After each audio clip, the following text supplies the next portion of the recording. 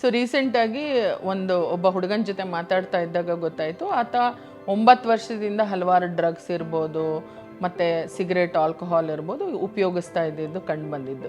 But ಅವ್ರ ಪೋಷಕರಿಗೆ ಅದೊಂದು ಶಾಕ್ ಆಗಿ ಪರಿಣಮಿಸಿತ್ತು. ಅಯ್ಯೋ, ನಾವು ರೀಸೆಂಟಾಗಿ ನಮಗೆ ಗೊತ್ತಾಯಿತು, ಇಷ್ಟು ವರ್ಷ ಅಂತ ಗೊತ್ತೇ ಇರಲಿಲ್ಲ. ಸೊ ನಾನೇನು ಹೇಳ್ತೀನಿ ಅಂದರೆ, ಅಫ್ಕೋರ್ಸ್ ಎಲ್ಲ ಪೋಷಕರೂ ಅವ್ರ ಮಕ್ಕಳನ್ನು ಚೆನ್ನಾಗಿ ನೋಡ್ಕೋಬೇಕು, ಬೆಳೆಸ್ಬೇಕು ಅನ್ನೋದೇ ಒಂದು ಆಸೆ ಇರುತ್ತೆ. ಬಟ್ ನನ್ನ ಸಲಹೆ ಏನು ಅಂದರೆ, ಅವರಲ್ಲಿ ಏನಾದರೂ ಬದಲಾವಣೆಗಳಾಗ್ತಾ ಇದೆಯಾ, ಅವರು ಲೇಟಾಗಿ ಬರ್ತಾ ಇದ್ದಾರಾ ಮನೆಗೆ, ಅಥವಾ ಅನವಶ್ಯವಾಗಿ ಆಚೆ ಸ್ಪೆಂಡ್ ಮಾಡ್ತಿದ್ದಾರಾ, ಸುಳ್ಳು ಹೇಳೋದು ಕಾಣಿಸುತ್ತಾ, ಅಥವಾ ಹಣ ಮಿಸ್ ಆಗೋದು ಕಾಣಿಸುತ್ತಾ.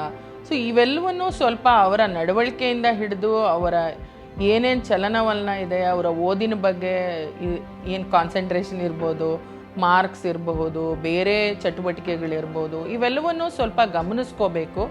ಮತ್ತು ಚಿಕ್ಕ ಮಕ್ಕಳಿಂದನೂ ಅವ್ರಿಗೇನೇ ಸಮಸ್ಯೆ ಆದ್ರೂ ತಂದೆ ತಾಯಿ ಹತ್ರ ಬಂದು ಹೇಳ್ಕೊಳ್ಳೋ ಅಂತಹ ಒಂದು ಅವಕಾಶವನ್ನು ಅನುವು ಮಾಡಿಕೊಡ್ಬೇಕು.